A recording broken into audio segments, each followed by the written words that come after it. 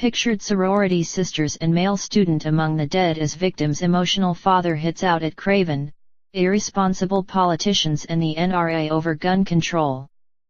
Elliot Rodger, 22, went on a shooting rampage in Santa Barbara, killing 6. Officials identified UCSB students and sorority sisters Veronica Weiss, 19, and Katie Cooper, 22, as casualties.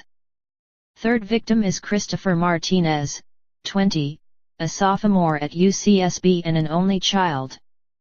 Martinez's father Richard described his family as lost and broken as he called for gun control. Rodger also died of a self-inflicted gunshot wound to the head. He posted a video to social media Thursday in which he rants about how women have rejected his advances. Lamenting that he was a 22-year-old virgin, Rodger promises retribution and punishment. He said he planned to enter the hottest sorority on UCSB and slaughter the girls inside. Rodger is the son of the Hunger Games assistant director Peter Rodger. Elliot Rodger's family contacted police last week out of concern over disturbing videos he posted. 2 members of the same sorority and a sophomore at University of California Santa Barbara have been identified as victims of Friday night's drive-by shooting rampage that left 6 dead and 13 wounded. The massacre perpetrated by 22-year-old Elliot Rodger claimed the lives of Veronica Weiss, 19, and Katie Cooper, 22, both sisters at the Delta Greek organization, the victims' friends revealed. A third victim has been identified by his distraught father, Richard, as Christopher Martinez, 20. The slain sophomore's grief-stricken parents spoke out Friday in an emotional appeal for increased gun control. "Our son Christopher and 6 others are dead," he told reporters gathered outside a sheriff's station for a news conference. "You don't think it will happen to your child until it does." Martinez choked back tears as he spoke, then grew angrier as he talked about gun laws and lobbyists. "The talk about gun rights. What about Chris' right to live?" Martinez said. "When will enough people say, 'Stop this madness'? We don't have to live like this. Too many people have died." Why did Chris die? Chris died because of Craven, irresponsible politicians and the NRA, Martinez said. He then punctuated his words as he said, "We should say to ourselves, not 1 more," before dissolving into tears and falling to his knees as he stepped from the podium. In the aftermath of the deadly shooting, critics on the left renewed calls for stronger gun control legislation. Documentarian Michael Moore, who made the critically acclaimed film Bowling for Columbine about the 1999 deadly school shooting in Ohio, released a statement of Facebook Saturday calling what happened in Santa Barbara a part of normal American life. "We are a people easily manipulated by fear, which causes us to arm ourselves with 250 million guns in our homes that are often easily accessible to young people, burglars, the mentally ill and anyone who momentarily snaps," he wrote. The liberal filmmaker went on to say that even though 90% of Americans call for stronger gun laws, the U.S. Congress refuses to heed their call. Moore concluded his tirade with an ominous warning, "Rest assured this will all happen again very soon." Santa Barbara County Sheriff Bill Brown confirmed at a news conference early Saturday that 7 people were killed, including the gunman, and 13 wounded. Rodger, driving a black BMW, acted alone in the shootings around 9:30 p.m. Friday night in Isla Vista near the University of California, Santa Barbara. Rodger was the son of Peter Rodger, assistant director of the Hollywood film franchise The Hunger Games. The Santa Barbara County Sheriff's Department said the rampage was the work of a madman, which started Friday night with the stabbing of 3 men in Rodger's apartment and ended with him taking his own life. According to her Facebook page, victim Katie Cooper, 22, majored art history and archaeology at UCSB. She was a shining star. Cooper's devastated aunt, Stacy Simmer, described the slain young woman. Simmer said San Bernardino Sheriff's deputies came to her sister's house at 10 a.m. Saturday and told her that Katie had been killed in a drive-by shooting. I was on my way to church and my brother-in-law, Dan, called me and said, "Stacy, are you driving? I need you to pull over because I have something terrible to tell you," Ms. Simmer recalled.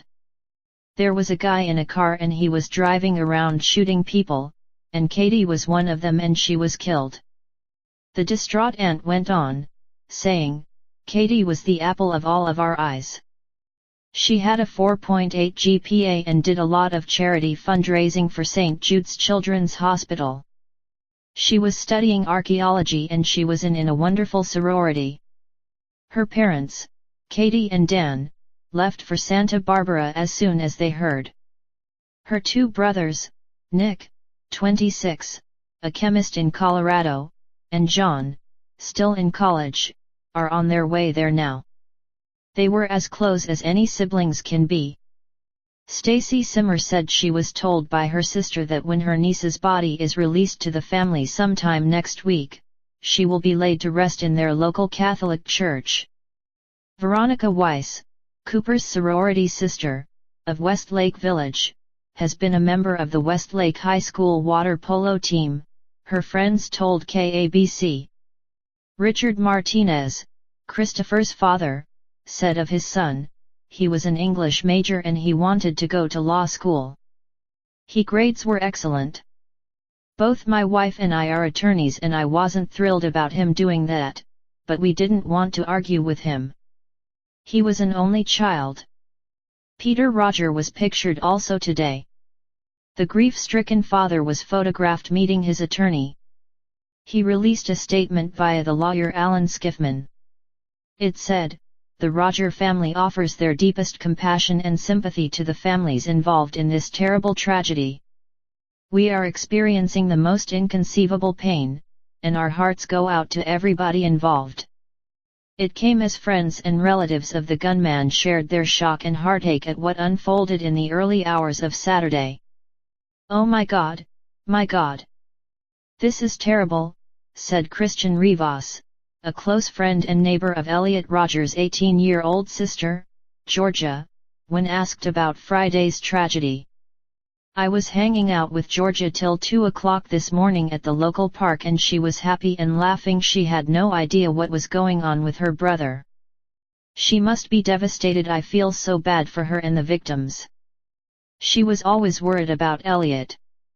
She would say that she didn't understand him because he was always such a loner. He didn't want to have anything to do with anyone else and he had no friends." Georgia said that when they did talk, they would often fight because he didn't seem to be interested in anything or anyone. She couldn't relate late to him and he was so antisocial. Christian, 19, lives around the corner from the neat, three-bedroom home on quiet Wyndham Street in West Hills, about 25 miles northwest of Los Angeles, where Elliot's mother, Chin Roger, 53, lives with Georgia. "Elliot wasn't really living here all the time anymore, but he stayed here a lot," added Christian, who attended nearby El Camino High School, the same school both Elliot and Georgia went to. "When I would go to their house to see Georgia, if Elliot was in, he would never come out into the living room and talk. He always stayed locked in his bedroom by himself. He always kept very much to himself. When he did go out, he would sometimes just drive round the neighborhood aimlessly in his car. I think it was a black BMW. Georgia had a boyfriend once who just couldn't figure Elliot out and called him a real weirdo. The boyfriend would say hi to him, but Elliot wouldn't say a word. He'd just go to his bedroom and slam the door. The only person he spent time with was his mother. I think he was quite close to her. His mom is very sweet and nice, and I think she gets on well with Elliot and Georgia's dad, even though they're divorced. I feel so sorry for Georgia and her mom and dad. They're a really nice family and this is going to devastate them. Elliot was a strange guy and Georgia did worry about him a lot.